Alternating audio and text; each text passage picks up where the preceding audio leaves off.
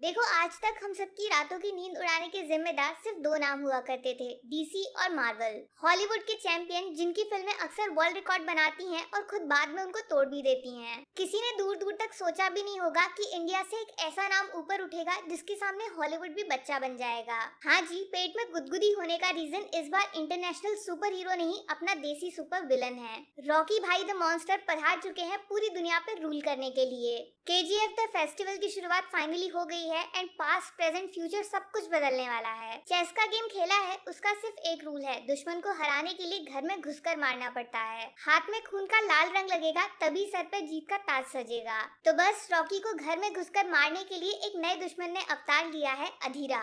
मौत इनकी best friend है और डर इनका निकनेम। सामने अचानक से आ जाए तो सामने वाले की हो जाती है शेम शेम। अब मिलो शतरंज की रानी से, न हाथ में बंदूक है, न चाकू, न तलवार, ऊपर तो देखो वहाँ मौजूद है दिमाग, जो है इनका सबसे बड़ा हथियार। इससे पहले कि आप इनके इश्क में पड़ जाओ, वार्निंग दे दूं, मैडम सिर्फ चेस की नहीं बल्कि पूरे देश की रानी है। लेकिन देश के नक्शे पे एक जगह ऐसी भी है जहाँ खुद देश का कानून नहीं चलता, केजीएफ। यहाँ के राजा हैं अपने रॉकी भाई, जिनके पीछे खड़े हैं हजारों सिपाही। वो सफेद कपड़े, चेहरे पे मिट्टी और धूप में जलता बदन, भूल जाओ सब भूल जाओ। रॉकी अब ब्रांड है, the biggest criminal, the biggest businessman, the biggest villain. तो भैया ले दे के कहानी की समरी कुछ इस प्रकार है कि मुकाबला टक्कर का होगा, जीतने वाले को केजीएफ मिल जाएगा और हारने वाले को सिंपल मौत। बाकी ज्यादा डिटेल में मैं घुसूंगी नहीं वरना स्पॉइलर हो जाएगा और थिएटर में आपके लिए देखने को कुछ बचेगा नहीं। ऐसा पाप मुझे हरगिज नहीं करना।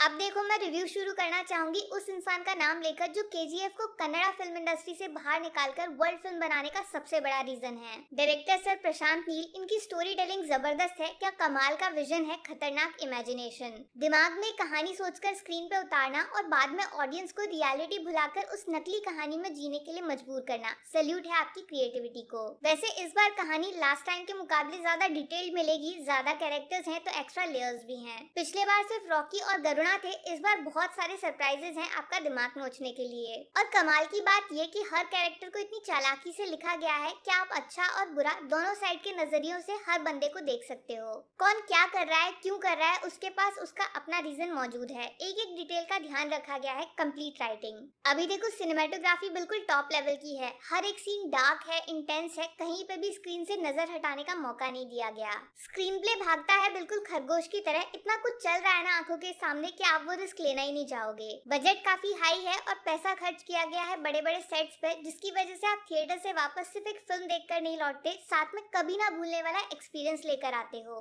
लेकिन आंखें सिर्फ देखती हैं, आपको जो फीलिंग्स महसूस हो रही हैं उसका पूरा क्रेडिट जाता है powerful and impactful background music को, जो सैड, रोमांस या कॉमेडी हर सिचुएशन के हिसाब से फिल्म के सीन में एनर्जी डाल देता है। जब जब बीट्स बजती हैं आप सर से लेकर पैर तक जोश से भर जाते हो। रवि बसरूर को थैंक यू बोलना बिल्कुल मत भूलिएगा, आपने शायद रियलाइज भी नहीं किया होगा कि इनकी वजह से ही टीजर, ट्रेलर और अब फाइनली फिल्म का आउटपुट मैजिकल साबित होता है। बाकी जो लोग 2018 से केजीएफ के साथ जुड़े हुए हैं वो जानते ही होंगे फिल्म के पास एक ऐसा एक्स फैक्टर है जिसकी वजह से इसके सामने हॉलीवुड भी फीका लगता है।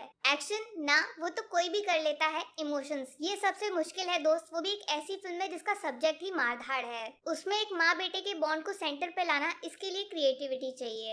एक्शन प्लस इमोशंस का परफेक्ट बैलेंस बनाना असंभव है, लेकिन केजीएफ है तो मुमकिन है। और अब बात उनकी कर लेते हैं जो फिलहाल तो केजीएफ के राजा हैं, लेकिन 14 अप्रैल से पूरी दुनिया इनके सामने सर झुकाएगी। रॉकिंग स्टार यश उर्फ रॉकी द मॉन्स्टर। सच बोलूं तो इनका स्क्रीन प्रेजेंस गॉड लेवल का है। पिछले बार सिर्फ मारधाड़ में बिजी थे, इस बार इनका एक हिडन साइड देखने को मिलेगा। फनी लेकिन डेंजरस, वो खतरे का लाल निशान देखा है ना, उसकी जगह अब इनका फोटो लगाया जाएगा, साथ में चालाकी और अनबिलीवेबल डेयरिंग। कुछ कमाल के डायलॉग्स भी बोले गए हैं जो दिमाग में अटक जाएंगे आपके। बिल्कुल सिंपल इजी शब्द, लेकिन जिस मुंह से वो निकलते हैं और जिस सिचुएशन में वो बोले जाते हैं पूरा सीन याद हो जाएगा आपको। मैं ज्यादा कुछ तो नहीं बताऊंगी, लेकिन ट्रेलर में जो पार्लियामेंट सीन की झलक देखी आपने और रॉकी वर्सेस अधीरा का वो छोटा सा सीन, फिल्म के अंदर ये दोनों चीजें नेक्स्ट लेवल पे हैं। आंखों पे भरोसा नहीं होगा आपको कि इंडियन सिनेमा में भी ऐसा कुछ बन सकता है। Goosebumps guaranteed 1000%। ये रॉकी को विलन क्यों बोला जाता है, हीरो क्यों नहीं, ये सवाल काफी लोगों ने पूछा है मुझसे। आपको फाइनली उसका जवाब इस बार चैप्टर 2 में मिल जाएगा, वो भी विद प्रूफ। अरे सबसे बढ़िया चीज तो लास्ट के लिए बचाई है मैंने, कास्टिंग। मतलब कौन सा एक्टर कौन सा कैरेक्टर प्ले करेगा, जिसने भी ये फैसला किया था वो बंदा केजीएफ का असली मास्टरमाइंड है। संजय दत्त एज अधीरा हो या फिर Raveena Tandon as the dark queen, या फिर साइड कैरेक्टर्स जिनका ड्यूरेशन थोड़ा छोटा है लेकिन जिम्मेदारी काफी बड़ी। हर कोई रियल लाइफ की तरह आपके दिमाग में एग्जिस्ट करने लगेगा। इतनी स्ट्रॉन्ग परफॉर्मेंस दी है सबने कि किसी एक को बदलने जाओगे तो पूरा केजीएफ का फील गड़बड़ हो जाएगा। आखिरी में सिर्फ इतना बोलना चाहूंगी, हमने जब से फिल्मों को देखा हमेशा बॉलीवुड को ही इंडियन सिनेमा का नाम दिया है, लेकिन एक अकेले बंदे ने पूरी इंडस्ट्री का घमंड तोड़ के रख दिया। कैसे हमको पागल बनाया गया कि बॉलीवुड में ओरिजिनल कंटेंट मिलता है और साउथ में सिर्फ इलॉजिकल एक्शन सीन्स जिन पे चुटकुले बनाए जाते हैं। लेकिन केजीएफ की सक्सेस ये प्रूव करती है कि रीजनल सिनेमा अब बॉलीवुड की पकड़ से बहुत दूर है। दोस्त, अगली बार से कन्नड़ा मत बोलिएगा, केजीएफ पूरे इंडिया की फिल्म है। #प्राउड।